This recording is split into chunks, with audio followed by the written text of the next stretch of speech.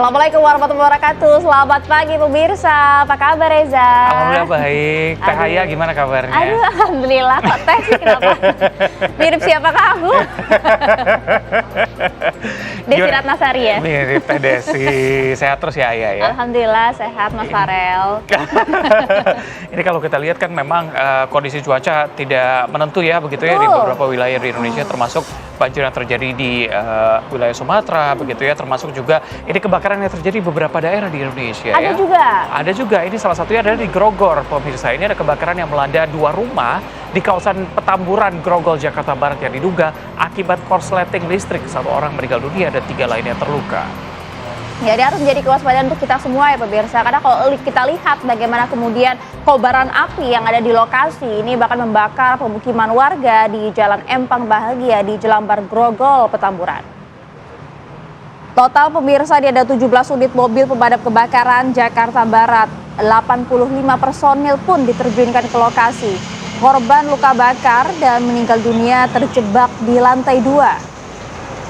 Jadi ini kalau Anda tadi sempat lihat, kobarannya luar biasa dan memang ini berada di pemukiman padat penduduk ya, sehingga memang sempat menyulitkan juga proses evakuasi dan juga pemadaman api dari pihak damkar.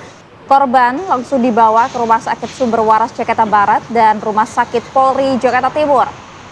Ini pentingnya memiliki APAR di rumah, dan kalau sudah punya APAR, tuh harus dicek begitu ya, karena APAR tuh harus ada kedaluarsanya. Kadaluarsanya ada iya, masa betul. pakainya sampai berapa lama. Ini ada 3 korban nih yang kemudian mengalami luka bakar dan langsung dilarikan ke rumah sakit.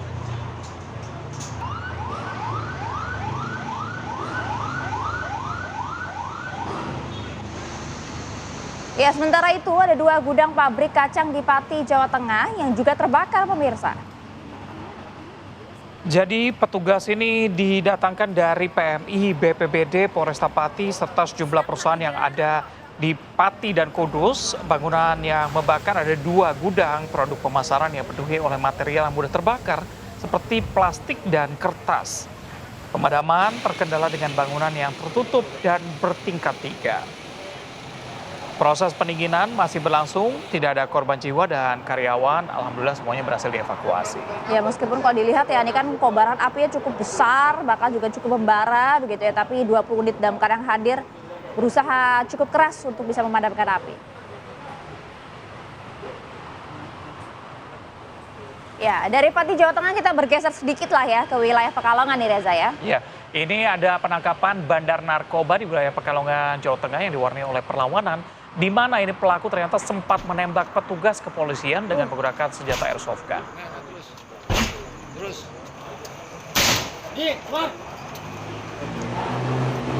Ya, ini polisi yang mendobrak rumah di Kampung Damai Lestri di Pringrejo, Kota Pekalongan untuk menangkap bandar narkoba yang memang sudah lama menjadi target operasi. Bandar berinisial A alias Werok ini merupakan bandar besar yang selama ini sudah lama menjadi target operasi.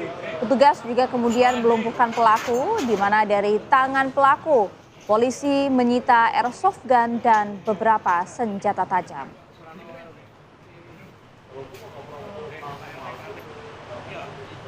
Dan tidak hanya menjadi bandar narkoba saja tuh, banyak sekali senjata tajam dan juga bahkan airsoft gun yang dimiliki oleh pelaku ya. Sementara itu pemirsa di Makassar, Sulawesi Selatan, di geng motor hendak balap liar hingga aksi freestyle-nya terlibat pergulakan di jalan dengan polisi saat hendak dicegat.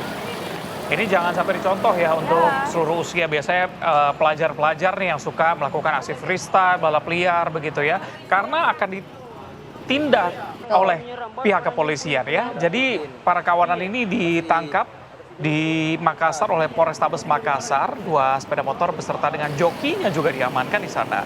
Kendaraan ternyata setelah dicek tidak memiliki surat-surat kelengkapan sehingga secara fisik juga menyalahi aturan berlalu lintas. Bahkan ini knalpotnya pakai knalpot brong yang bising dan juga plat nomornya tidak sesuai. Nah, polisi menyisalir bahwa kawanan ini telah bertaruh judi balap liar, membuat konten freestyle di media sosial. Kegiatan ini kerap menimbulkan kecelakaan dan juga bikin masyarakat sekitar khawatir. Itu dia, mungkin menurut mereka pakai motor brong gitu ya, kendaraan-kendaraan dimodif keren, tapi nggak keren kalau kemudian meresahkan masyarakat sekitar. Padahal ya. yang positif juga bisa daripada balap liar, mending balap karung gitu pas 17-an. Bisa jadi, kan banyak justru mengundang tawa ya, bikin bahagia masyarakat. Keseruan di sana begitu ya. Kita bergeser lagi kabar berikutnya, pemirsa, ada petugas gabungan dari BNN Kota Cirebon, Polrestabes Cirebon Kota, dan juga Satpol PP dan TNI Kota Cirebon ini menggelar razia ke sejumlah tempat penginapan dan juga tempat hiburan. Ternyata hasilnya petugas menemukan ada sejumlah pengunjung yang positif menggunakan obat-obatan terlarang. Jadi satu persatu pengunjung hotel di Kecamatan Lebah Wungkuk diperiksa kamarnya serta tes urin oleh petugas. Nah, selain di wilayah ini, petugas juga menggelar razia ke tempat indekos dan juga tempat karaoke yang memang berada di Kecamatan Kejaksaan Kota Cirebon. Petugas kemudian memeriksa satu persatu pengunjung serta melakukan tes urin ini ya. Dari hasil razia ini, petugas menemukan bahwa ada pengunjung yang positif obat terlarang jenis benzo. Biasanya menjelang akhir tahun, ya ini kan udah Desember nih. Aksi seperti ini juga tetap dilakukan begitu, sehingga razia oleh berbagai pihak termasuk kepolisian, BNN ini harus Ya ini lagi dilakukan, gencar-gencarnya juga nih, tolong ya, memang ada konsekuensi dari tindakan yang dilakukan.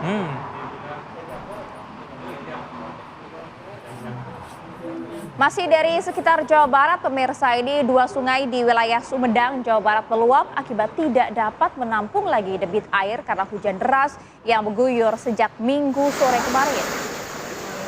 Jadi pemirsa, ini banjir luapan sungai Cipicung di kawasan Regol Wetan dan sungai Cipeles di kawasan Padasuka, Kecamatan Sumedang Selatan, Kabupaten Sumedang, Jawa Barat ini menerjang sejumlah rumah warga dan satu bangunan sekolah yang berada di dekat sungai pada Minggu. Banjir terjadi saat wilayah Sumedang diguyur hujan deras sejak sore dan membuat air meluap hingga ketinggian mencapai 60 cm sampai dengan 1 meter di perumahan warga.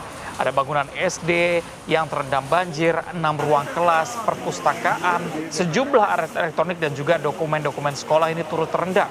Sementara di area permukiman, ada 11 rumah warga yang terendam banjir hingga akhirnya mereka harus mengungsi ke tempat yang lebih aman ya. Iya, seperti kita lihat ya, sejumlah warga juga kemudian turut membersihkan lumpur bekas luapan. Itu yang sulit ya, kalau sudah ada lumpur ini merusak furnitur di rumah begitu. Itu dia, apalagi kemudian kalau kena ke surat-surat berharga kan, aduh pusing.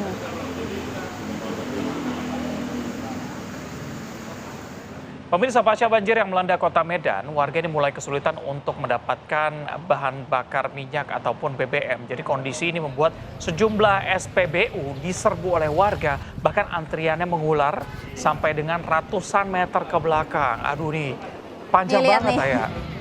Udah harus sabar menghadapi cobaan dalam bencana ya, tapi juga harus sabar juga nih antri di SPBU karena sejumlah SPBU tepatnya di Kota Medan, Sumatera Utara ini terpantau dipadati kendaraan yang mengantri. Antriannya Anda bisa lihat ya. Antrian ini memanjang hingga 100 meter di luar SPBU. Jadi untuk menjaga situasi tetap kondusif, ini sejumlah personel kepolisian tampak berjaga di lokasi. Udah SPBU swasta, kotanya juga nggak terlalu banyak. Harganya per 1 Desember naik. Oh iya kah? Betul. Per kemarin naik nih. Per kemarin naik, kecuali yang subsidi ya. Yang subsidi harganya masih sama. Eceran harganya pasti berkali-kali lipat nih kalau antriannya sebanyak ini ya. Betul sekali, karena kalau kita lihat juga ke daerah lainnya begitu ya, tepatnya di Kota Padang Sidempuan, ini kondisi yang sama juga terjadi di mana warga rela antri di SPBU demi mendapatkan BBM. Karena kelangkaan terjadi saat bencana tanah longsor dan banjir bandang yang memutus jalan utama dari Padang Sidempuan menuju ke Kota Sibolga. Jadi antriannya benar-benar panjang banget ya, apalagi siang-siang begini mereka harus rela antri untuk mendapatkan BBM. Karena memang kelangkaan terjadi selama beberapa hari terakhir.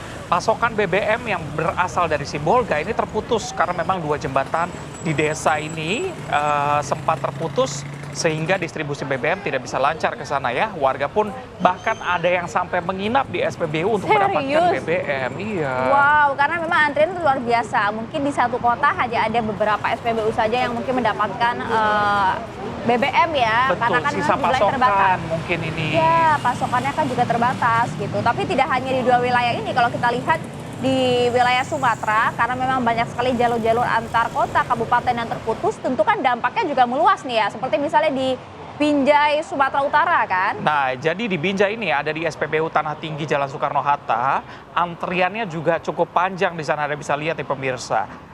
Mereka yang isi atau berniat untuk mengisi BBM antriannya sampai dengan 1 kilometer, siang-siang panas-panas harus rela antri semua ya.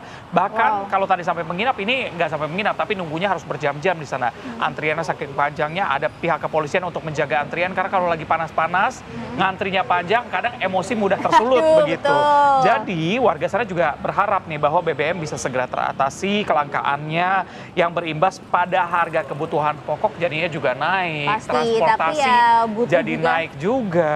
kepahaman ya dari warga masyarakat sekitar begitu ya, bahwa memang situasi kan sudah seperti ini dan juga kan bencana alam ini kan tentu tidak diharapkan kan sebenarnya.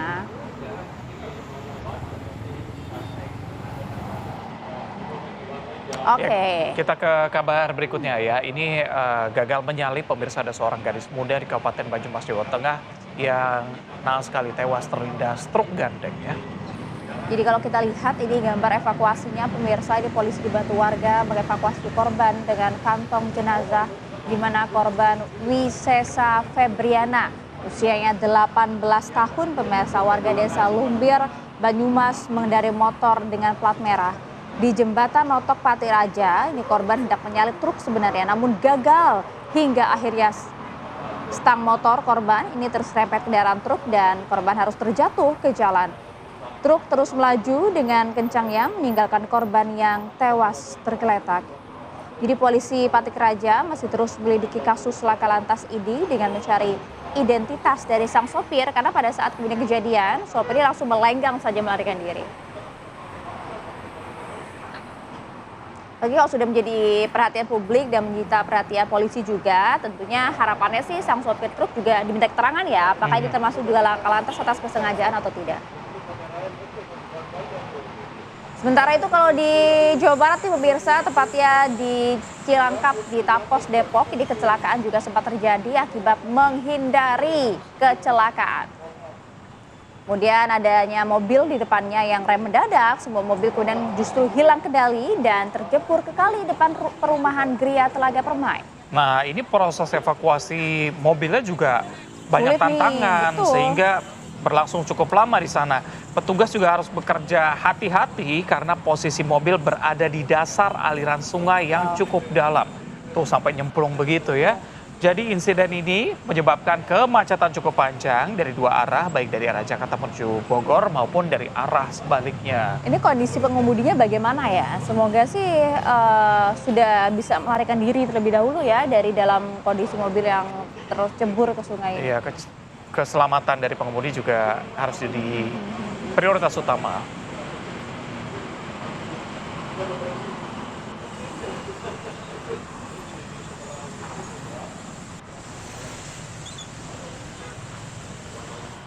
Pemirsa, kita harus ajak Anda untuk jeda terlebih dahulu. Saya jeda kami punya informasi di mana Presiden Prabowo Subianto kemarin meninjau sejumlah lokasi terdampak banjir.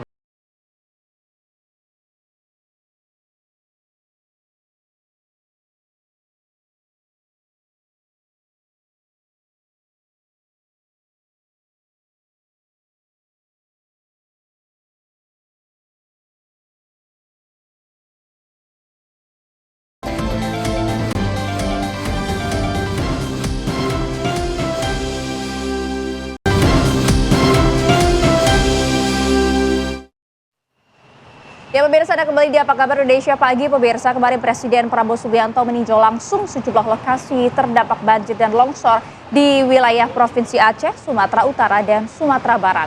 Presiden juga meninjau langsung dapur umum dan posko pengungsian. Presiden Prabowo Subianto tiba di Bandara Silangit, Kabupaten Tapanuli Utara, Sumatera Utara sekitar pukul 8 waktu Indonesia Barat dengan menggunakan pesawat kepresidenan Garuda 1. Tak lama kemudian, Presiden Prabowo langsung menaiki helikopter Karakal TNI AU untuk langsung meninjau lokasi terdampak bencana di Tapanuli Tengah. Didampingi Menteri PMK, Kepala BNPB, Kapolri, Gubernur Sumut, Kapolda Sumut, dan Bupati Tapanuli Tengah, Presiden RI Prabowo Subianto bertemu sapa dengan para korban bencana alam di Posko Penanganan Bencana Gor Pandang, Kabupaten Tapanuli Tengah. Presiden tiba pada pukul 8.30 waktu Indonesia Barat dengan menggunakan helikopter Karakal RI.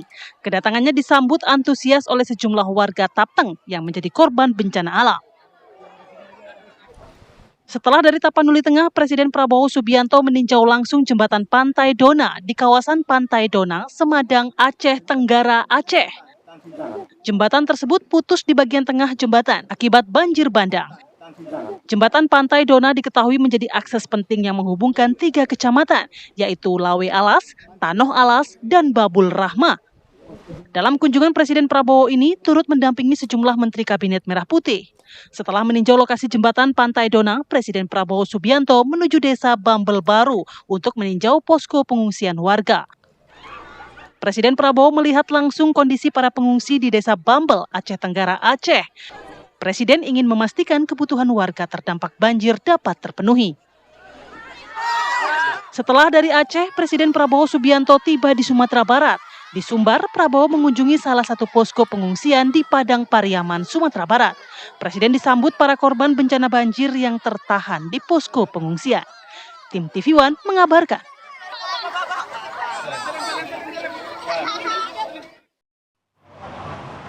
Ya pemirsa, pasca banjir bandang yang menerjang 18 kabupaten kota se-Aceh tentunya membuat banyak daerah terisolir. Pendistribusian bantuan pun menggunakan helikopter milik TNI Angkatan Udara berhasil menjangkau warga. Jadi ada 2 helikopter milik TNI AU dan juga Kemenhan yang dikerahkan untuk penyaluran bantuan. Beberapa lokasi seperti Kabupaten Gayo Lues, Aceh Tenggara, Aceh Utara, Aceh Timur, Biren, dan Kabupaten Pidijaya masih sulit dijangkau dengan akses darat. Bantuan yang disalurkan merupakan makanan, air bersih, dan juga obat. Data pemerintah Aceh, korban jiwa bencana banjir dan longsor di 15 kabupaten mencapai 83 orang dan 65 orang sampai saat ini masih hilang.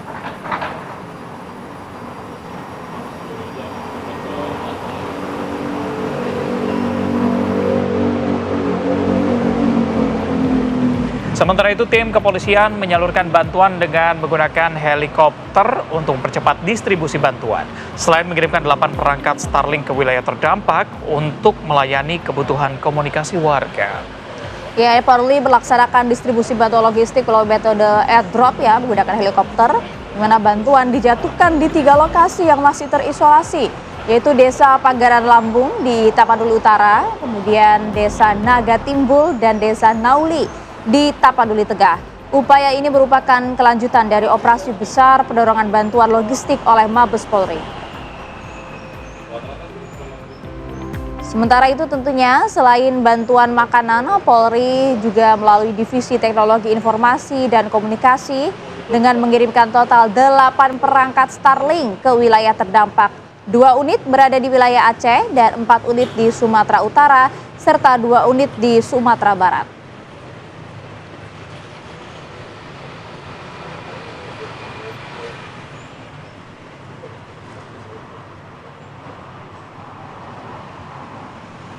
Ya, kita beralih ke informasi lain. Pemirsa, Rapimnas Kadin Indonesia digelar di Hotel Park Hyatt Jakarta turut dihadiri oleh Ketua MPR RI Ahmad Muzani. Mana Ahmad Muzani menekankan tanggung jawab yang penting dimiliki oleh Kadin Indonesia. Rapimnas Kadin berlangsung 1 hingga 2 Desember 2025 dibuka oleh Ketua Umum Anindya Novian Bakri diiringi sambutan dari Ketua MPR RI Ahmad Muzani. Sesi pagi ini membahas prospek ekonomi, investasi, dan stabilitas Indonesia di tahun depan yang diisi oleh Menko Perekonomian Airlangga Hartarto dan Deputi Senior Bank Indonesia.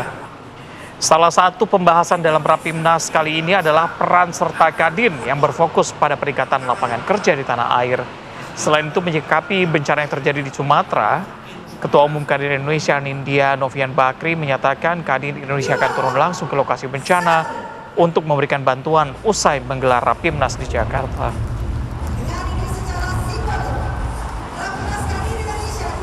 Fokus bicara bagaimana gotong royong meningkatkan lapangan kerja. Itu fokusnya.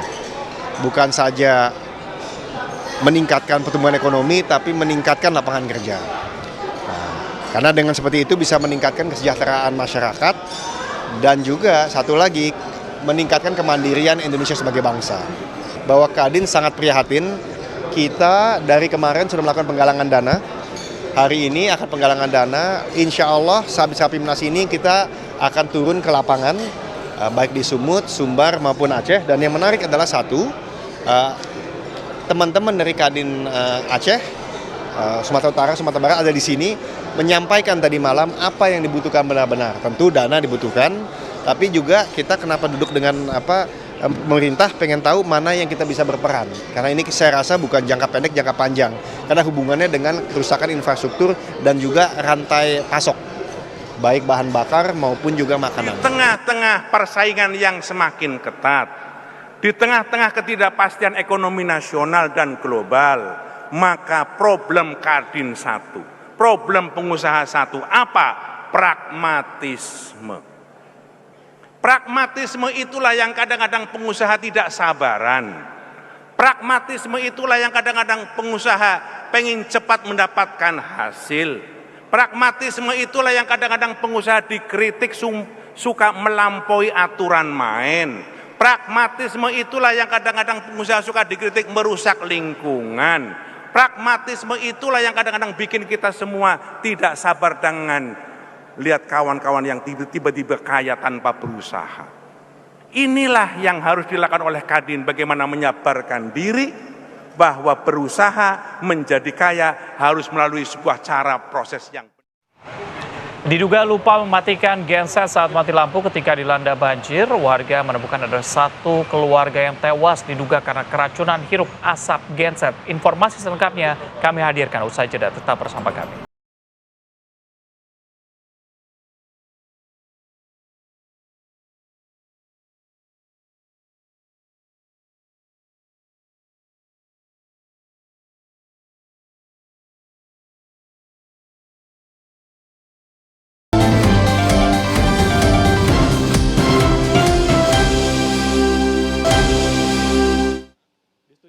Datang. Ini ibu negara. Pemirsa, Anda kembali di Apa Kabar Indonesia Pagi. Diduga dipicu dendam lama, seorang petani di Kabupaten Lampung Selatan ini tewas ditikam temannya.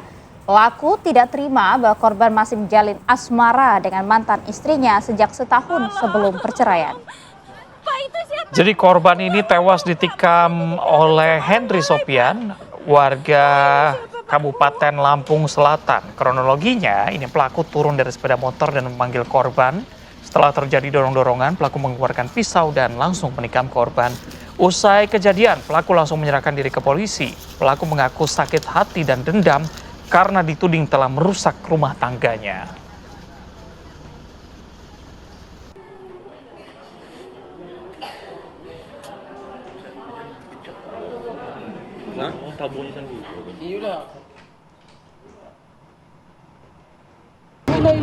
Kita bergeser ke Banten, pemirsa, ada seorang pria yang tewas tanpa identitas ditemukan dengan ikatan kabel di tangannya di bawah jembatan Cimake, Desa Pancanegara, Kabupaten Serang, Banten. Diduga mayat tersebut korban tindak kejahatan. Ya, ini adalah keadaan korban ya saat ditemukan untuk pertama kalinya, di mana ditemukan banyak bercak darah di sekujur tubuh. Jadi ciri-ciri berbusana putih, bercorak garis hitam, mengenakan celana pendek abu-abu disertai jam tangan bermerek. Korban juga diduga supir taksi online atau daring. Polisi memang hingga saat ini masih terus menyelidiki apa penyebab kematian dari korban.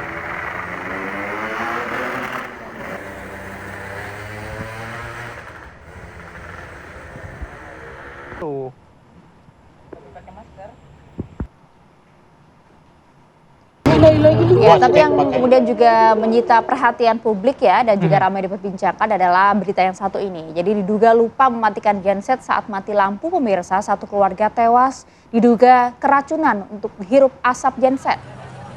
Jadi ini warga Marelan, Kota Medan, Sumatera Utara geger ya atas kejadian yang menimpa korban di dalam ruko penjual air.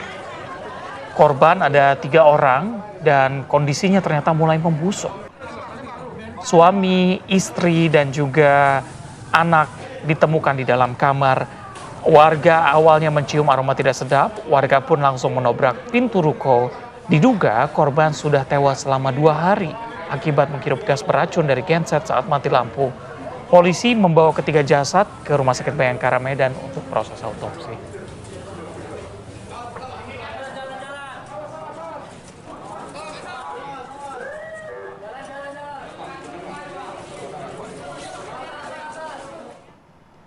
Pemirsa, ada puluhan pelajar sekolah dasar di Cidadap, Kabupaten Sukabumi, Jawa Barat yang mengalami keracunan usai makan kerang hijau.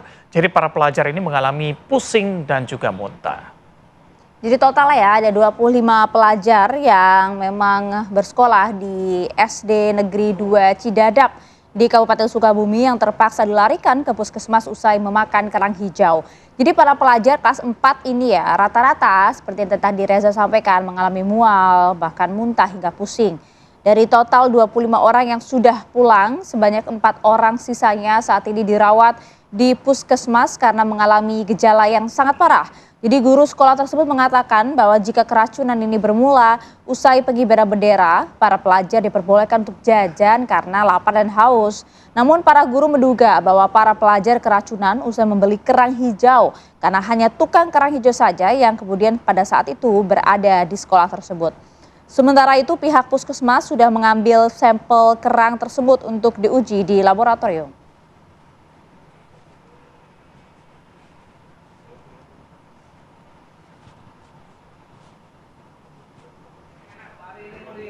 Semoga kondisinya segera membaik ya.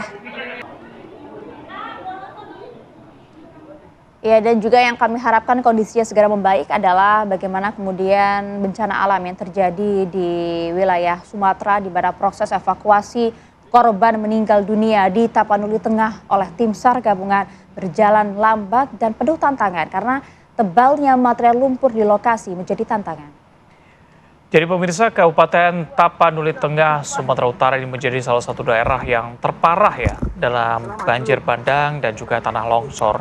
Proses evakuasi korban meninggal ini berjalan dengan lambat dan juga penuh tantangan karena material lumpur yang cukup tebal terjadi di lokasi.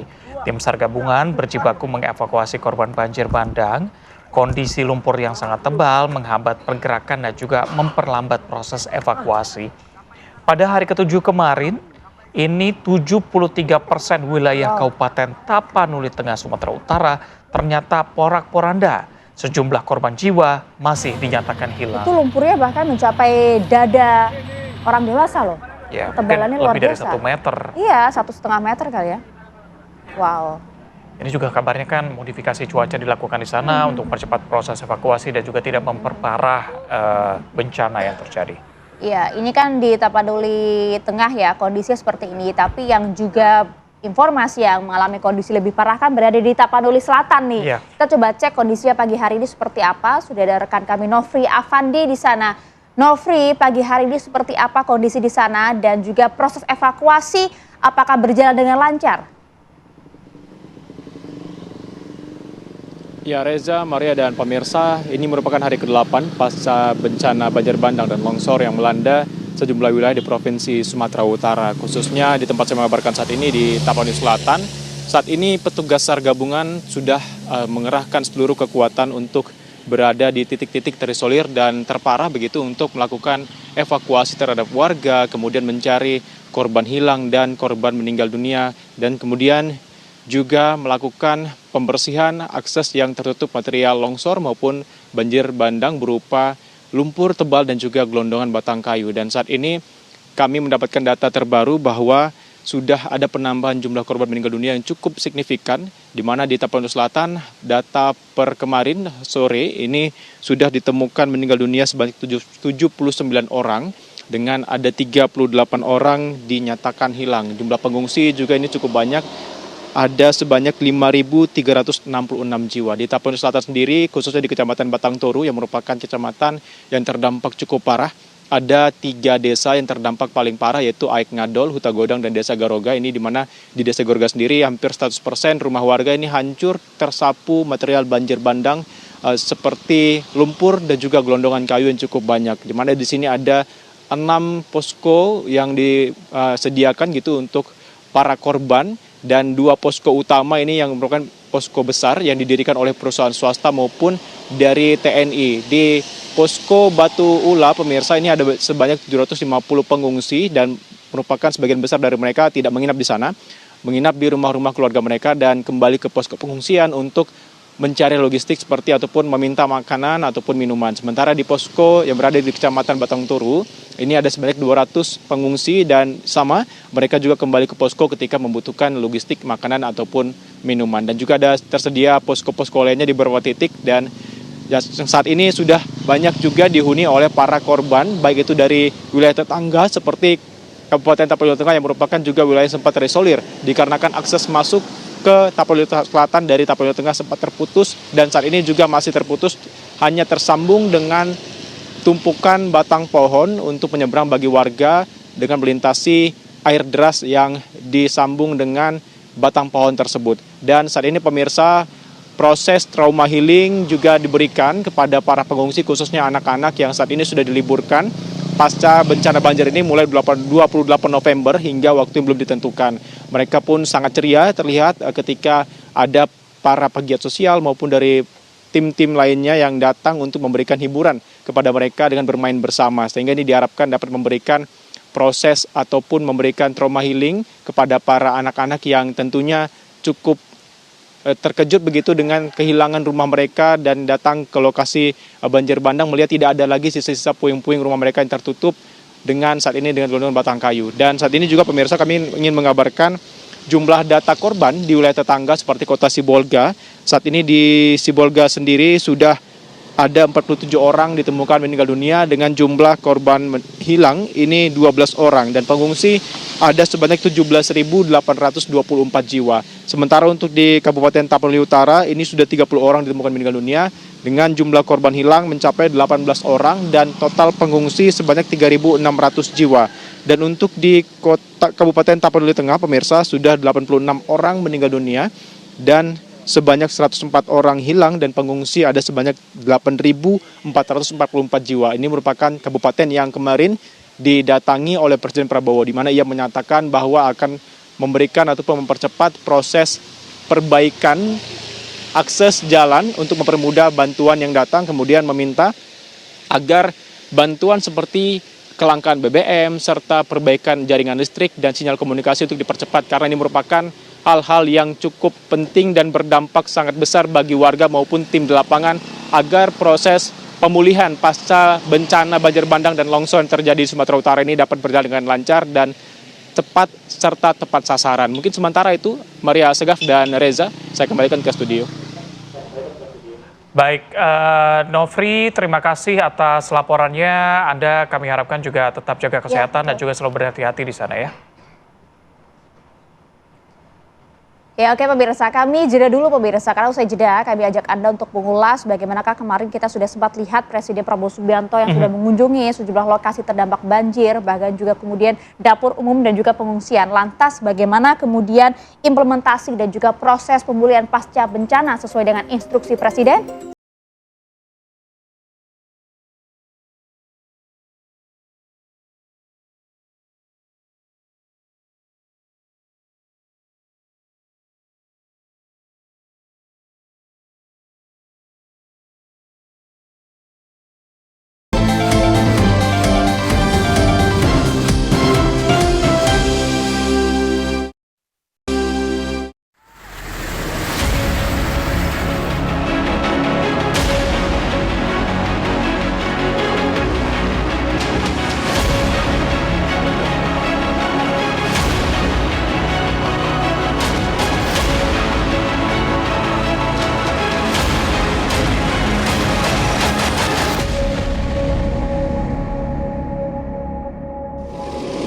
kita sekarang prioritas bagaimana bisa segera kirim bantuan-bantuan yang diperlukan, terutama BBM yang sangat penting. Listrik sebentar lagi saya kira bisa dibuka semuanya. BBM tadi yang dilaporkan ke saya yang sangat penting. Ada beberapa desa yang terisolasi, insya Allah kita bisa tembus. Saya tadi sampaikan penghargaan, terima kasih kepada semua instansi yang bekerja keras, BNPB, ya, Badan Nasional Penanggulangan Bencana, reaksinya cukup cepat, TNI sangat cepat, Polri juga cepat. Kita kerahkan juga sudah cukup banyak helikopter, Hercules, pesawat-pesawat kita kerahkan semua. Insya Allah kita dengan kerjasama erat, teamwork yang baik, kita bisa segera menghadapi musibah ini, segera memberi solusi-solusi kepada kesulitan rakyat sekarang ini. Ya, saya kira itu saja dari saya. Kita hadapi, ya kita bersyukur cuaca membaik, ya. Ramalannya juga yang terburuk sudah lewat, mudah-mudahan. Ya, ini kondisi sekarang perubahan iklim kita harus hadapi dengan baik. Pemerintahan harus benar-benar berfungsi menjaga lingkungan, mengantisipasi kondisi di masa depan mungkin yang di daerah-daerah juga semuanya harus siap menghadapi kondisi yang perubahan iklim yang berpengaruh. Baik, terima kasih. Ya. Kalau dari hasil monitor Bapak, apakah Kenapa? Ya, tentunya mereka masih dalam kondisi shock. Ya, saya kira pemerintah sudah berbuat ya yang terbaik. Ya. Kalau dari hasil monitor statusnya seperti apa, Pak? Mungkin kepada BNPB, Basarnas dan lain-lain setelah meninjau di lapangan ada SOP khusus mungkin Pak yang perlu dilakukan? Ya, enggak, mereka sudah punya SOP, punya protap. Ya, kita sekarang apa yang dibutuhkan kita kerahkan. Ya. Pak, kalau dari hasil monitor, apakah statusnya cukup bencana darurat provinsi atau bisa dinaikkan? Iya, kita monitor terus. Saya kira situasi membaik ya. Jadi saya kira kondisi yang sekarang ini sudah cukup. Ya. Selainnya tadi mana Pak? Saya ke Aceh, ke Medan dan ke Aceh. Ya. Oke.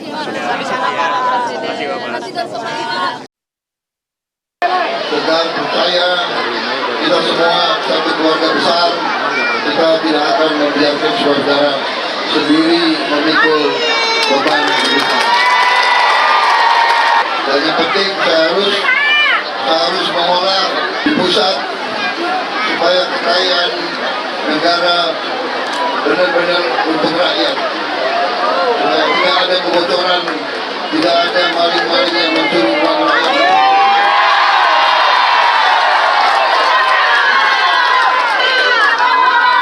Kalian suka nggak kalau saya sikat itu maling-maling semua?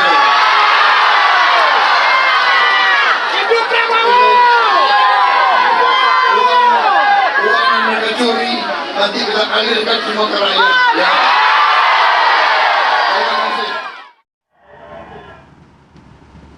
Ya, wow itu tadi ya, kalau kita lihat sampai bahkan suara dari Presiden Prabowo saja sulit terdengar karena gemuruh dari masyarakat yang betul-betul seiringan lah ya dengan narasi dari Presiden Prabowo itu. Betul, ini yang disampaikan adalah poinnya ya menyelesaikan permasalahan ini dan juga harap didengar nih para maling-maling tadi kata Pak Nah, Presiden, coba kita bahas yuk. Bersama dengan narasumber yang sudah hadir bersama kami ada Mbak Melva Harahap dari Walhi. Assalamualaikum, selamat pagi Mbak Melva. Waalaikumsalam pagi Mas Mbak. Nah, lalu bergabung juga bersama kami Mas Rian Nugroho, Ketua Masyarakat Kebijakan Publik Indonesia. Assalamualaikum Mas. Selamat pagi, terima kasih. Sehat selalu. Kita juga bersama dengan hadir Respatoris Sadam Al-Jihad. Respiratori. Sadam Al-Jihad Rega, ahli utama KSP. Ya. Mas, Assalamualaikum. Selamat pagi Mas Selamat Sadam. pagi. Terima Selamat kasih. pagi. Terima Langsung kasih. saja Mas Sadam kalau Ya. begitu, apa sih yang kemudian membuat Pak Prabowo begitu marah kalau kita bisa bilang ya di hadapan banyak ya ratusan warga terdampak bencana di Sumatera? Betulkah kemudian akan menindak, menyikat segala maling-maling yang ada? Ya, itu yang disampaikan Pak Prabowo. Jadi artinya dalam posisi ini kita melihat bahwa bencana ini adalah bagian dari kerusakan lingkungan. Nah, kerusakan lingkungan ini kan harus kita lihat siapa dan apa kira-kira sumber masalahnya. Nah, dengan bahasa menangkap maling-maling dan sebagainya, kita mau merefresh lagi nih timeline ketika Pak Prabowo itu mengumpulkan di Hambalang terkait dengan Satgas PKH. Kapan itu? Hampir seminggu atau 2 minggu sebelum kejadian ini. Sebelum bencana? Sebelum bencana. Oke. Artinya saya mau bilang bahwa, nah PKH ini kan penertiban kawasan hutan. Jadi Perpres nomor 5 tahun 2025 di tanggal 21 Januari 2025 sudah ada ini Perpres. Nah, kemudian ini mungkin bagian dari antisipasi ketika ada situasi kondisi, ada kerusakan lingkungan. Dan kita melihat bahwa pasti sudah ada early warning system dari Pak Presiden, dari tim Pak Presiden terkait dengan ini. Nah, sehingga Satgas PKH ini dibentuk. Nah, dan kondisinya ini walaupun kita tidak mau ada bencana seperti ini, tapi dalam posisi ini menjadi evidence base. Yes. Oke. Menjadi evidence base, kita lihat sama-sama banyak kayu yang berserakan di sungai, sampai ke laut. Nah, ini yang kemudian nanti kita lihat dan cari. Hati-hati, kata Pak Prabowo, hati-hati. Dalam posisi itu, hati-hati untuk maling-maling dan kita akan memberikan uangnya untuk masyarakat. Ya, Mas, sebelum lanjut, mohon maaf, si Satgas PKA ini, Ya. dia siapa saja isinya? Ya, itu di bawah koordinasi Pak Presiden, kemudian di situ ada Pak Menhan, ada kementerian lembaga terkait, ada BNPB, ada semua Ada TNI Menhut juga di Polri, dalamnya? Menhut ada di situ, Menhut ada di situ, Kementerian SDM pun ada di situ. Karena itu berhubungan bukan hanya kawasan hutan, tapi juga terkait dengan tambang ilegal. Nah, kita lihat tambang ilegal dan juga bagaimana pengelolaan tambang-tambang yang legal pun harus dievaluasi. Nah, ini yang kemudian disampaikan juga oleh Menko Muhaimin Iskandar terkait silahkan nanti kita sama-sama harus evaluasi terkait kementerian, misalkan Kementerian SDM, Kementerian Lingkungan, Kementerian Kehutanan, kebijakannya untuk sebesar-besarnya terhadap rakyat. Kan begitu kira-kira. Nah, ini yang memang Pak Presiden kita turunnya kemarin 3 langsung titik dari Sumut, kemudian di Aceh, kemudian di Sumatera Barat itu, dan di Sumatera Barat sangat berapi-api terkait itu. Sumatera Barat adalah titik terakhir Pak Presiden kemarin, dan kemungkinan dan dalam posisi itu Pak Presiden menyimpulkan dengan berapi-apinya hati-hati. Oke. Mbak Milva, Ya. kalau dari pihak pemerintah tadi dikatakan bahwa seminggu sebelumnya sudah bertemu begitu, berarti kan datanya sudah ada. Ya. Walhi juga saya yakin memiliki data yang sama begitu. Early warning sistemnya seperti apa kalau tadi dikatakan ini bencana alam? Ya. Pertama saya happy karena ada pejabat publik yang kemudian mengatakan bahwa bencana hari ini adalah bencana lingkungan, akibat lingkungan.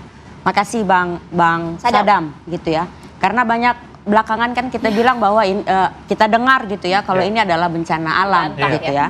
Padahal Walhi menyebutkan ini tidak hanya bencana lingkungan tapi ini adalah bencana ekologis. Tidak ada bencana alam lagi karena semua sudah disebabkan oleh manusia. Benar. Karena situasi yang hari ini terjadi, intensitas hujan yang tinggi itu karena anomali cuaca. Itu kita udah tahu, BMKG sudah mengatakan. Nah, Walhi mencatat ada 1,4 juta hektar luasan tutupan hutan yang hilang di 3 provinsi itu dari tahun 2016 sampai tahun 2025. Dan kita juga akan membantu, kita sudah mengidentifikasi beberapa perusahaan yang kemudian kita katakan memperparah dampak bencana ekologis yang terjadi di 3 provinsi itu. Dan kalaupun kemudian Satgas yang dibentuk oleh pemerintahan Pak Prabowo hari ini gitu, justru kita juga menantang begitu ya, menantang untuk melakukan review yang kita anggap izin-izin itu diterbitkan di atas lokus-lokus bencana ekologis. Kita boleh yang hari bedah dulu terjadi. tidak? Data yang Anda miliki seperti apa? Ini kan berdasarkan fakta kan artinya kan. Iya, Ini dari tahun 2016 hingga 2025 Mungkin kami juga akan tampilkan di layar kaca, silakan. Ya, ada 631 perusahaan, Mbak, yang dikasih untuk izin tambang, HGU sawit, PBBH dan geotermal dan izin PLTA dan PLTM. Ini kita dapat dari 3 eksekutif daerah, Aceh, Sumatera Utara dan Sumatera Barat.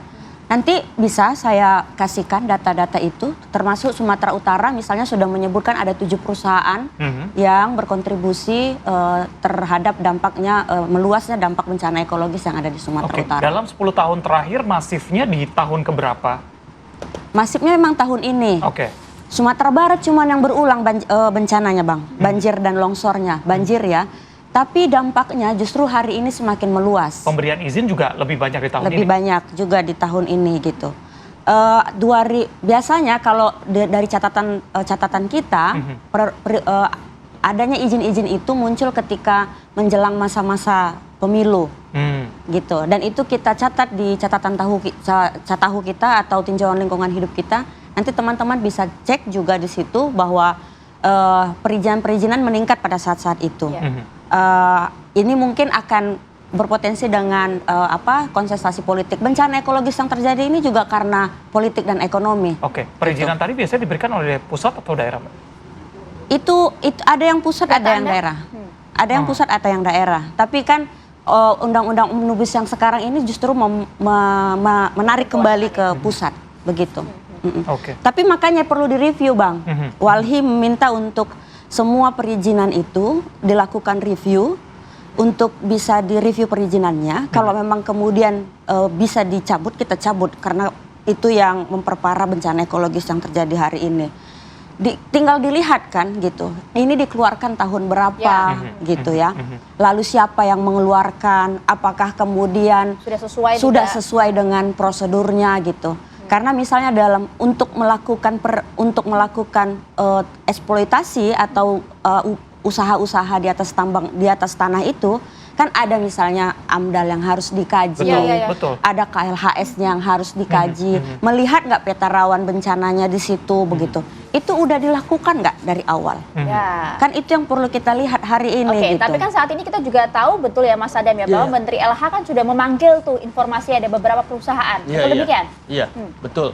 Nah, tapi saya mau bilang begini, Mbak, selain tadi ini ada bencana terkait dengan aspek lingkungan, ya, kita juga harus fokus juga bagaimana penanggulangan bencana ini, ya, karena ini yang harus kita concernkan juga. Ini kan berdasarkan Undang-Undang 24 tahun 2007, ya, terkait Badan Nasional Penanggulangan Bencana ini.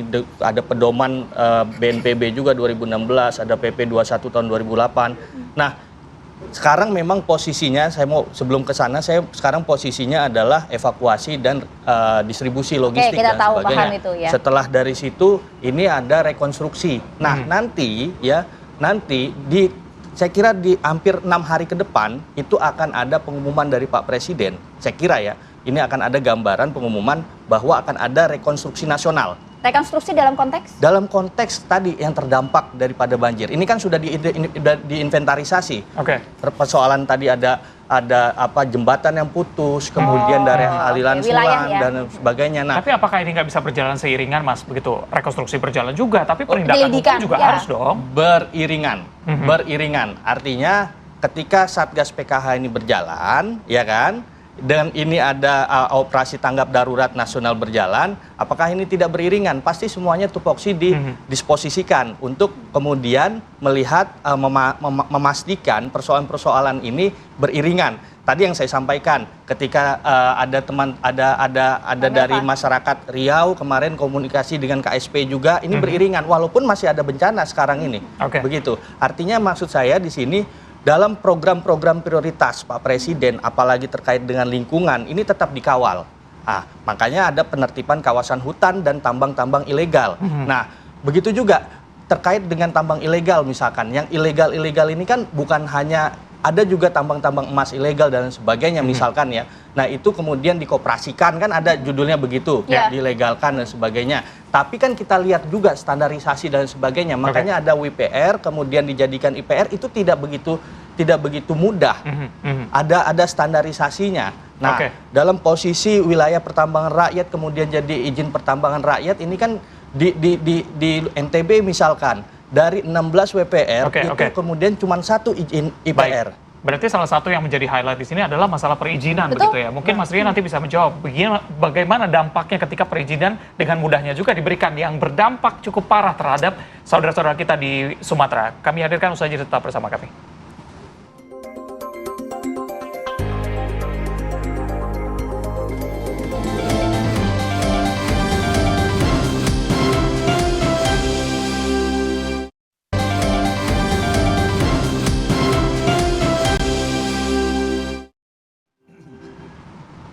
Ya, Anda kembali di Apa Kabar Indonesia Pagi, pemirsa. Langsung saja, tadi Reza sudah nembak nih ya ke Mas Rian nih. Jadi bagaimana kalau Anda melihat kebijakan ini Pak Prabowo sudah berkoar-koar gitu ya, bahkan akan menyikat segala maling-maling yang ada. Tapi kita lihat juga bahwa nampaknya ada kesalahan nih dalam hal kebijakan yang mungkin diambil, perizinan dan lain-lain. Kok nggak beriringan ya Mas Rian?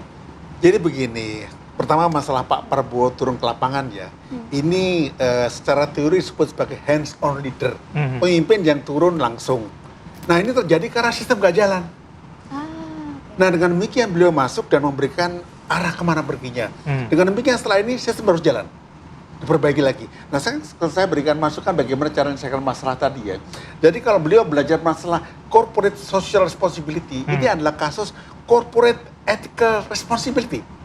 Kita nggak punya duit untuk seperti ini, jadi langsung aja Pak Prabowo perintahkan kepada Menteri Perindustrian dan terkait ekonomi ya, dan KSP juga, untuk meminta seluruh perusahaan yang ada di situ membayar semua kerusakan ini.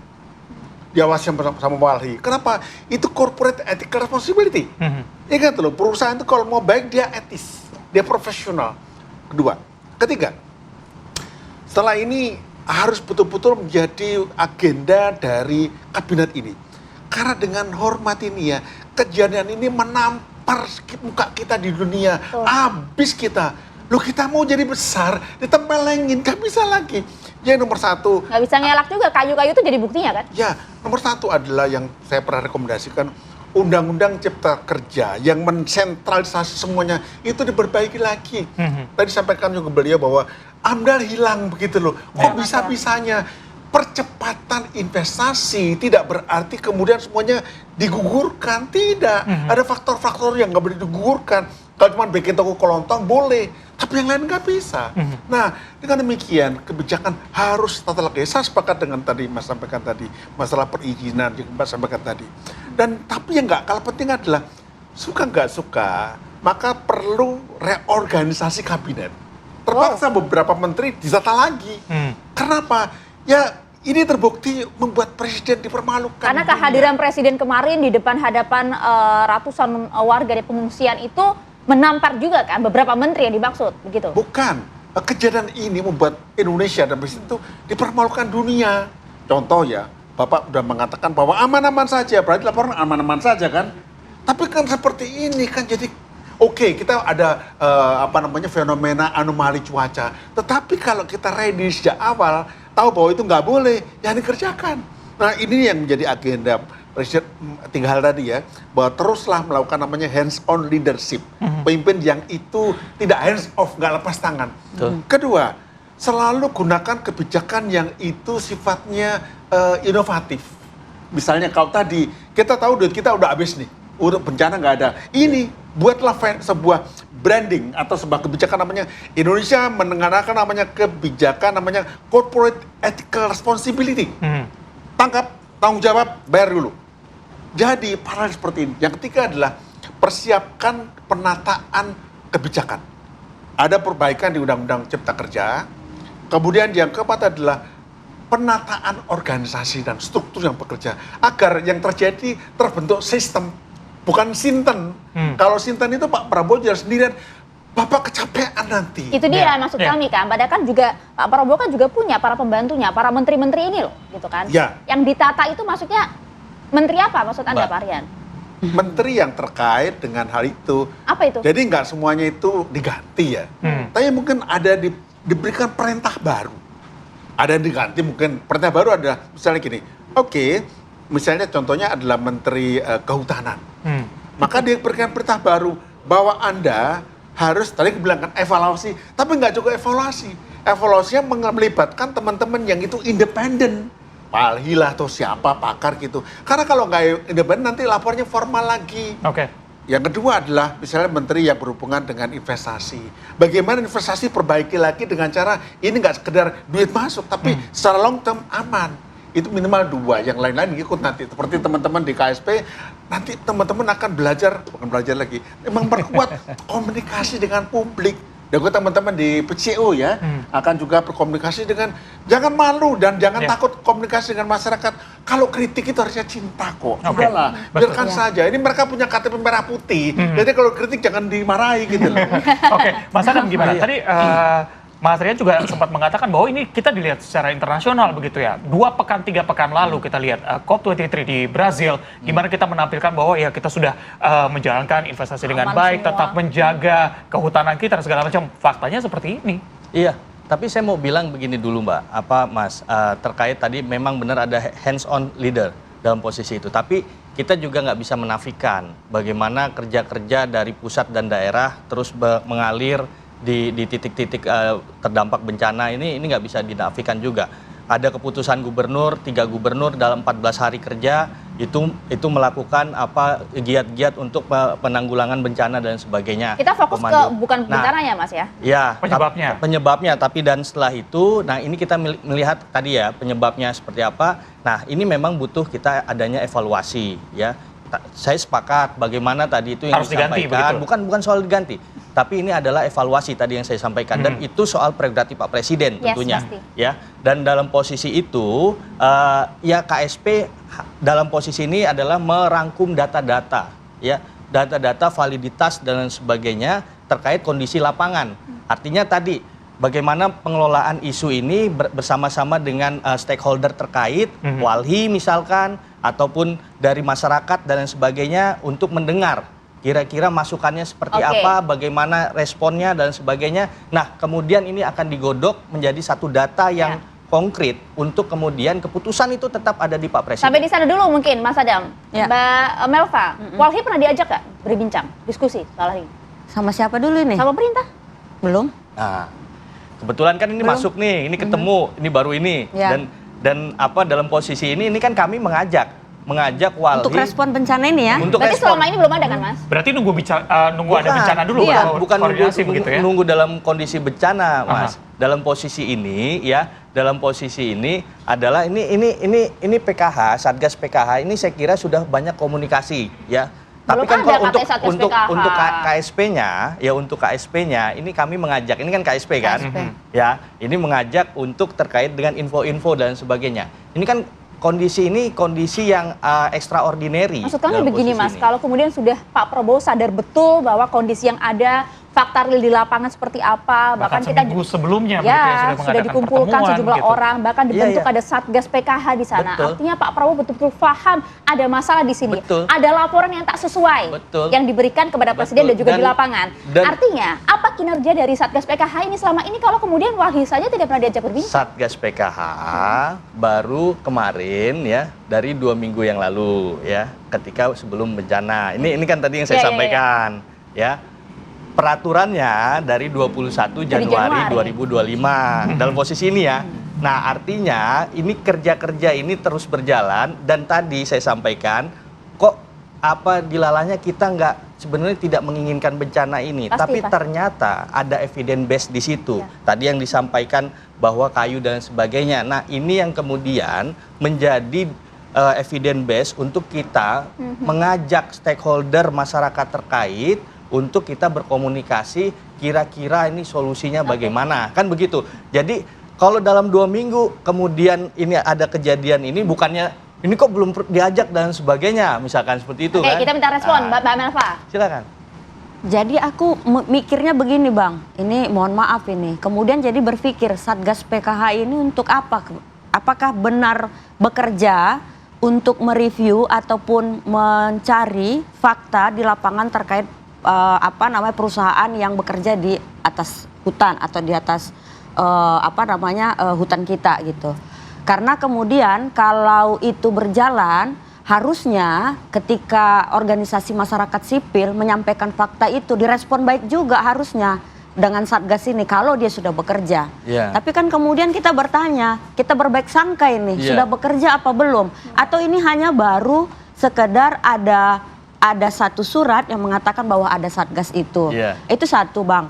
Lalu yang kedua yang mau kita respon adalah ketika kan kita sering ya, misalnya Walhi sering mengatakan kita duga ada perusahaan perkebunan kelapa sawit yang mengakibatkan kebakaran hutan di daerah Sumatera. Lalu ada sering kita juga sebut bahwa ada PT NSHE di Batang Toru gitu. Ini nggak pernah selama ini kita diajak duduk. Kita udah cerewet nih misalnya ya kita nggak pernah diajak untuk berbincang begitu. Jadi saya pernah ingat tahun 2018 sama Ibu Siti Nurbaya, kita Walhi dan Ibu KLHK masih bergabung, kita bikin rapat bersama. Itu hasil obrol panjang. Tapi di yang pemerintahan saat ini belum gitu. Pemerintahan ini saat ini. Obrolan kemarin, pertemuan kemarin itu ada 28 kasus prioritas yang Walhi serahkan ke Gakum untuk bisa diselesaikan. Di lapangan bertempur juga. Kan kita ini organisasi masyarakat sipil ini teman harusnya kan Bang. Jadi ya, jadi respon dulu lah ya Mbak ya. Silakan Mas Adam. Iya, saya kira begini Mbak, tadi yang saya sampaikan Satgas ini ya, kemudian dikumpulkan ini 2 minggu sebelumnya nih dalam posisi ini ya. Jadi kalau misalkan dalam case dalam kondisi ini ya tadi yang saya sampaikan, Pak Presiden datang ke lapangan dan ini menjadi evidence base dalam posisi ini. Nah, kita akan pastikan, KSP akan pastikan bagaimana Satgas PKH ini berjalan. Itu yang pertama. Lagi ngatur strategi gitu ya. Ini kita akan pastikan. Yang pertama itu. Yang kedua adalah bagaimana KSP akan mengundang stakeholder terkait dengan persoalan-persoalan lingkungan. Karena ini akan kita berikan rekomendasi ke Pak Presiden bagaimana nanti kementerian-kementerian terkait untuk mengevaluasi kebijakannya. Seperti itu. Nah, ini kan kita dalam posisi ini, tadi yang saya sampaikan, ini dalam posisi berkabung. Dalam posisi 1 minggu ini, dalam posisi kebencanaan. Dalam posisi pasca ini kita harus merekonstruksi. Ya, dalam posisi setelah dari rekonstruksi ini bagaimana early warning system itu dibangun supaya tidak ada lagi resiko kebencanaan yang ada. Nah, ini semua kita sedang bekerja dalam posisi ini. Artinya tadi yang saya bilang bahwa pemerintah di sini hadir di tengah masyarakat dengan wajah humanistik, bahwa dalam posisi ini kita bertahap dalam posisi melakukannya. Baik, Mas Rian terakhir, selain harus mengganti, tadi Anda katakan ada menteri-menteri, ada evaluasi juga, apalagi yang harus disampaikan terakhir, Mas? Nah, tadi ya dikatakan akan bekerja dengan masyarakat toh. Mulai sekarang, baik itu Satgas Kehutanan atau penjaga, membuktikan apa yang dikatakan sebagai wajah manusiawi. Bukan topeng manusiawi loh. Betul. Apa begini caranya? Setiap saat dilaporkan. Kita juga sebagai dosen nanti melihat apakah setiap saat di-report apa tidak. Jadi kita akan cek lagi apakah dilibatkan. Greenpeace kalau perlu dilibatkan. Kenapa? Ini namanya adalah participatory policies. Cukup ini. Cukup selama ini kita bekerja di dalam gelap. Pemerintah bekerja sendiri ngomong, kami ngajak. Tapi enggak diajak. Jadi kita masuk namanya participatory policies. Kedua namanya adalah stakeholders management di dalam public policy. Dan Anda mampu di bawah kepemimpinan Pak Prabowo ini bisa dilakukan dengan baik? Pak Prabowo aja galak kok gitu. Gini, tinggal kita yakin beliau harus satu ritme ya para pembantunya ya. Perintahkan. Kita tuh presiden tuh commanding loh ya. Satu komando. Jadi gini, presiden itu commanding, diperintahkan saja dan mulai besok, lusa seterusnya itu polanya harus transparan. Teranjang nggak transparan. Dia dilaporkan dan nggak boleh lagi ada pernyataan di TV, kami belum melibatkan. Wah, itu berarti sebuah topeng. Nah, kita nantikan lah seperti apa implementasi dari tugas presiden ini ya. Ya, gitu. Terima kasih, sukses selalu lah. Tolong semua kita teman-teman di Sumatera Utara ini. Apalagi tadi dikatakan kemungkinan sekitar 6 hari lagi ya, Pak Presiden akan mengumumkan rekonstruksi nasional. Rekonstruksi nasional, kita harapkan ini juga bisa berjalan dengan lurus begitu sesuai dengan mencari siapa penyebabnya dan siapa yang harus bertanggung jawab. 6 hari saya masih tambahkan, ini terlalu panjang. 2 hari. 2 hari. 2 hari, oke. Ini Kenapa? kita masih mengurusi soal evakuasi terlebih dahulu di bencana Ini ya. semuanya harus cepat. Dalam posisi ini ada tahapannya memang. Jadi ada hari pertama Pak Presiden hadir di tengah masyarakat, hari kedua kemudian ada verifikasi terkait dengan kira-kira yang akan direhabilitasi seperti apa, bagaimana psikososial dan sebagainya. Jadi ini ada tahapan. saya beritahu. Terima kasih banyak Mas Rian, Mas Tuan. Terima kasih Mas Adam, terima kasih banyak Pak. Nanti kita diskusi lagi ya usai on air ya. Terima kasih banyak. Kami jeda dulu pemirsa, usai jeda kami masih ajak Anda menuju ke lokasi bencana di utara Sumatera seperti apa tim SAR gabungan yang masih terus melakukan pencarian korban hilang akibat banjir bandang yang melanda jalur lintas Padang Bukit Tinggi. Sesaat lagi untuk Anda.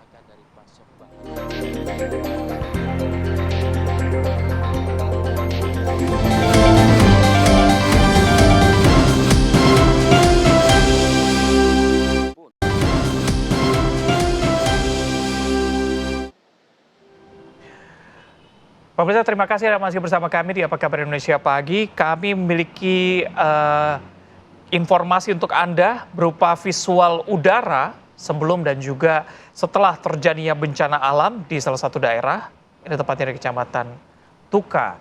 Tapi sebelumnya kami juga akan mengajak Anda untuk melihat bagaimana kondisi terkini. Sudah ada rekan-rekan kami yang siap memberikan laporan langsung untuk Anda pemirsa. Ini ada 2 rekan kami, ini ada Brilian yang siap melaporkan dari Aceh dan juga ada Hafsyah Syafira dari Agam Sumatera Barat. Kita ke Brilian terlebih dahulu. Brilian, bagaimana kondisi terkini di sana pagi ini?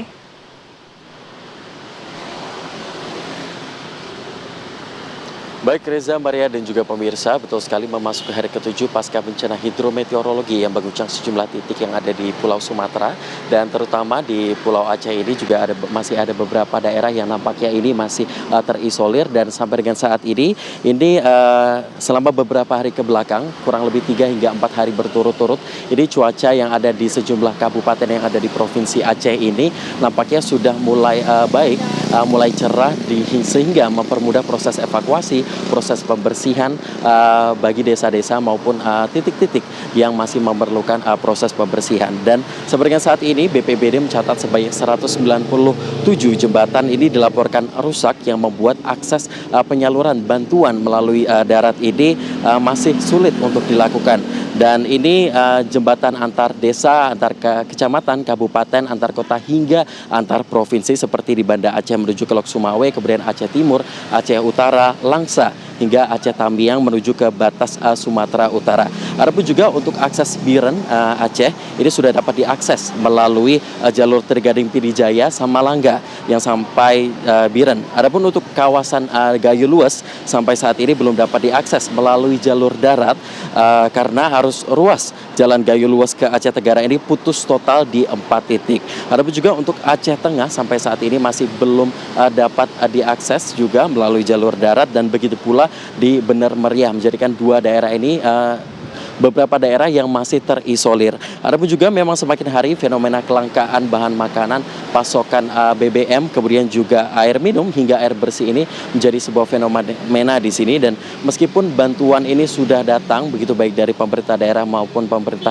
pusat, namun karena akses ini masih belum merata begitu pembagiannya. Adapun untuk di Banda Aceh sendiri, dari titik saya mengabarkan saat ini menjadi salah satu titik vital. Pasalnya untuk pasokan bahan makanan, sembako dan lain-lain ini selalu disalurkan melalui Bandara Sultan Iskandar Muda yang nantinya akan dikirimkan melalui jalur udara, jalur darat hingga jalur laut ke sejumlah kota maupun kabupaten yang ada di Provinsi Aceh ini yang terdampak. Adapun juga bantuan yang telah didistribusikan salah satunya oleh BNPB ini merupakan makanan cepat saji, sembako, kemudian pakaian perlengkapan pribadi, sarana pendukung shelter, dukungan operasional serta mobilitas. Untuk sementara demikian, kembali ke Anda di studio. Ya, terima kasih laporan lengkap Anda, Brilian, langsung dari wilayah Banda Aceh. Dan kami geser menuju ke wilayah Agam. Sudah ada rekan kami Hafsyah di sana. Hafsyah, bagaimana kondisi saat ini dan apakah masih ada lokasi-lokasi yang terisolir di Agam?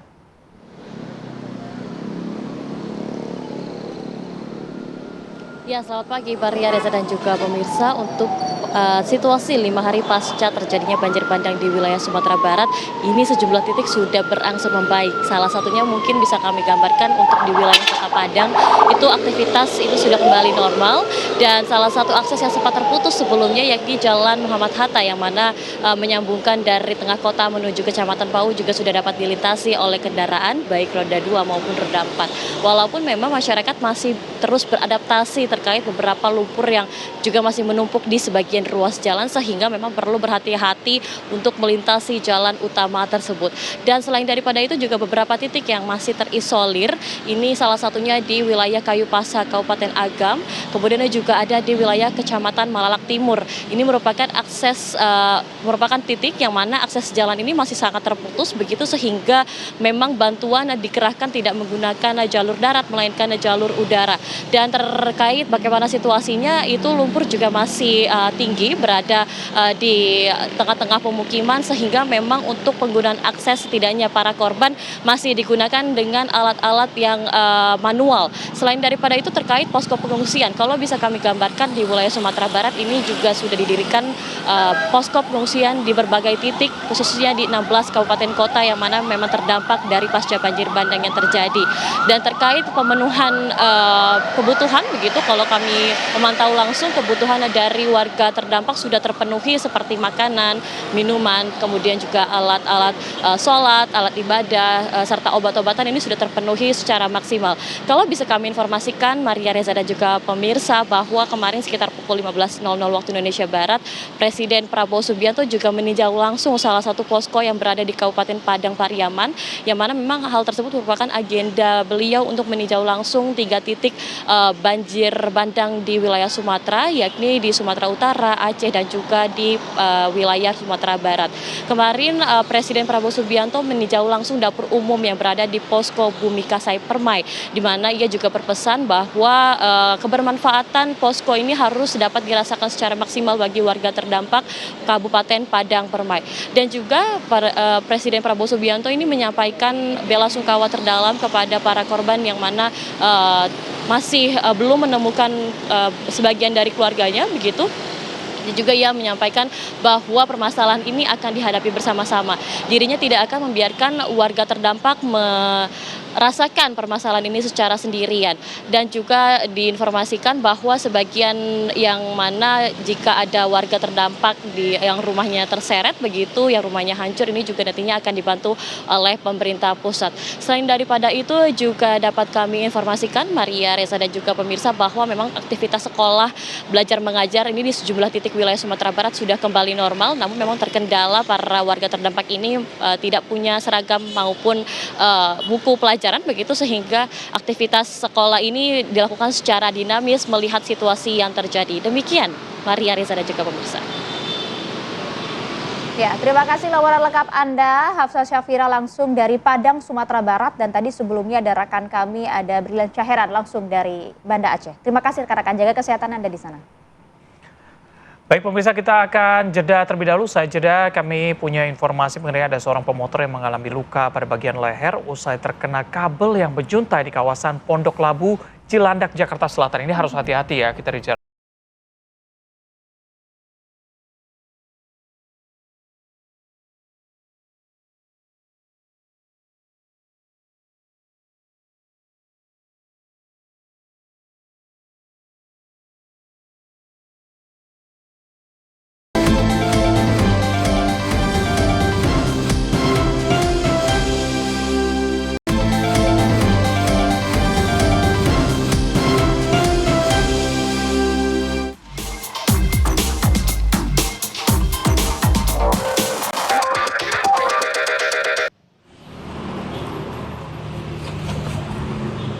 Pemirsa, ini ada seorang pemotor yang mengalami luka-luka pada bagian leher usai terkena kabel yang menjuntai di kawasan Pondok Labu, Cilandak, Jakarta Selatan. Jadi diduga kabel-kabel ini menjuntai akibat menumpuk di satu tiang. Ya, jadi hati-hati ya pemirsa, apalagi kalau kemudian berkendara di malam hari nih. Kalau ini kondisi ya terjadi di Jalan Pinang, Pondok Labu, Cilandak, Jakarta Selatan. Waduh, ngeri juga kan kalau kemudian lagi jalan terus tiba-tiba malah jadi kecelakaan. Bukan karena kitanya yang lalai gitu, tapi ya kalau kondisi kayak gini gimana nih ya kan? Jadi sih sebenarnya harapan warga tentunya ya bahwa pembenahan dari kabel-kabel yang menjuntai ini bisa segera dilakukan karena membahayakan loh. Iya, udah sering banyak galian-galian di bawah, galian kabel, pindahin ke bawah aja lah ya biar nggak bikin masalah. Apakah setelah viral langsung dibenahi. Nah, kita coba akan cek langsung ke lapangan ya. Sudah rekan kami ada Josephine Kezia di Fatmawati, Jakarta Selatan. Kezia, masih ada nggak tuh kabel-kabel menjuntai di sana? Ya, Reza, Maya dan juga pemirsa, tentunya trotoar yang rapih, indah dan juga aman ini merupakan keinginan dari semua warga, apalagi warga yang menggunakan trotoar untuk bepergian dari satu tempat menuju tempat lain dengan berjalan kaki. Apalagi ini di tengah rush hour, ini banyak sekali kendaraan yang melintas, tentunya trotoar menjadi pilihan dari para pejalan kaki. Namun di Fatmawati, Jakarta Selatan, tempat kami mengabarkan saat ini, tentunya bisa dilihat ini di belakang Kezia nih, sudah ada ini tiang, ini ada sejumlah 4 hingga 5 tiang, yang mana ini kemudian menopang ini banyak sekali kabel-kabel yang ada di belakang. Ya, ini berjubel, ini belum diketahui apakah ini kemudian ini kabel listrik atau kabel dari telepon, ini belum diketahui. Namun kalau bisa dilihat kondisinya ini cukup memprihatinkan karena dibiarkan berjubel, ini tidak diatur sedemikian rupa, dan kemudian ini turun ke bawah, dibiarkan turun ke bawah, menjuntai turun ke bawah, ini bahkan sampai dibiarkan begitu saja ini ya, berada di antara tanaman-tanaman yang ada di depan sebuah perkantoran di Jalan Fatmawati, di persimpangan Fatmawati tepatnya di Jakarta Selatan. Dan kita akan coba maju lagi sedikit ya, Maria dan juga Reza, untuk melihat kondisinya, bahwa dari kabel-kabel ini tadi dibiarkan dari atas, ini biarkan turun menjuntai ke bawah. Nah, ini ternyata nih, nah ini yang menjadi perhatian warga ini. Ini bisa saja kalau hujan ini kemungkinan ada terjadi korsleting, itu tentunya menjadi keresahan dari masyarakat ini apabila kabel ini dibiarkan seperti ini ya, Reza, Maria dan juga pemirsa, ini dibiarkan tanpa ada perbaikan lebih lanjut atau minimal dinaikkan sedikit, ini dibiarkan di bawah begitu saja. Ini bahkan sudah terkelupas bagian hitamnya, ini menyisakan fibernya di bagian dalam. Ini bisa saja ketika hujan terjadi korsleting, tentunya ini membahayakan bagi para pengguna jalan apabila menggunakan trotoar ini di musim hujan. Dan ini kita maju lagi sedikit, masih terlihat ini di sebelah sini, di sebelah kanan saya ini masih terlihat banyak sekali kabel yang menjadikan juntai ke bawah. Ini bahkan sampai ke depan, kira-kira sekitar 10 meter di depan ada halte busway, ini juga masih terlihat ada kabel yang menjuntai. Tentunya ini menjadi perhatian bagi masyarakat dan juga untuk pemerintah untuk segera menyelesaikan problematika ini. Demikian, kembali ke studio. Ya, terima kasih Josephine Kezia melaporkan langsung dari Fatmawati, Jakarta Selatan. Masih ada sampai sekarang tuh ternyata ya.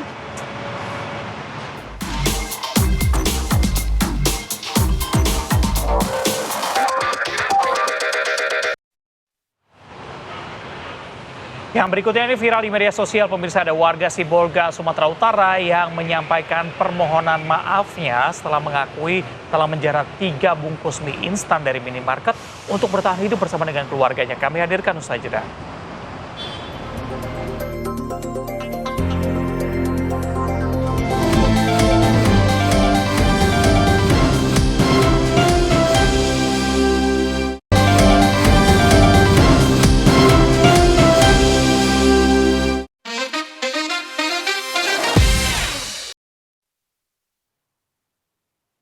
Ya, pemirsa, di viral di media sosial, hujan deras yang disertai dengan angin kencang dan juga petir melanda kawasan Depok, Jawa Barat dan sekitarnya, tepatnya pada Senin siang kemarin, di mana kumandang azan yang dilantunkan warga saat merekam suasana kejadian ini menjadi perhatian. Jadi atap salah satu tempat usaha yang tergeletak di Jalan Raya Citayam Parung ini terlepas karena angin kencang. Jadi memang kalau dilihat ini ya, sang perekam kan tampak menggunakan azan nih, membuat suasana makin mencekam.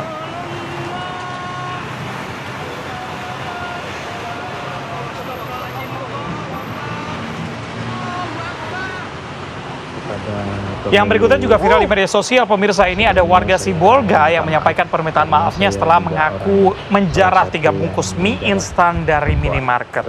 Jadi dalam video ini dia minta maaf kepada pemilik minimarket, mengaku bahwa aksinya bukan didorong niat jahat, tapi kondisi yang memaksanya dan juga keluarganya harus bertahan hidup di tengah keterbatasan. Dia juga menyebutkan bahwa akan kembali ke minimarket dan membayar seluruh barang yang diambil setelah keadaan membaik dan sudah kembali bekerja. sisa-sisa, ada juga mie air mineral saya ambil, ada juga snack.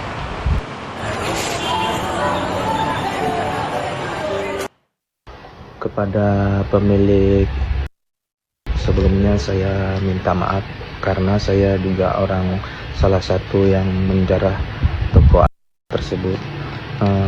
Saya sebenarnya tidak ada niat untuk berbuat itu, cuman karena keterbatasan makanan yang kami miliki, kami juga terjebak banjir, tidak ada uang untuk membeli, tidak ada bantuan sama sekali. Akhirnya saya ikut mengambil juga. Tadi saya mengambil ada 3, saya dapat sisa-sisa, ada juga mie air mineral saya ambil, ada juga snack.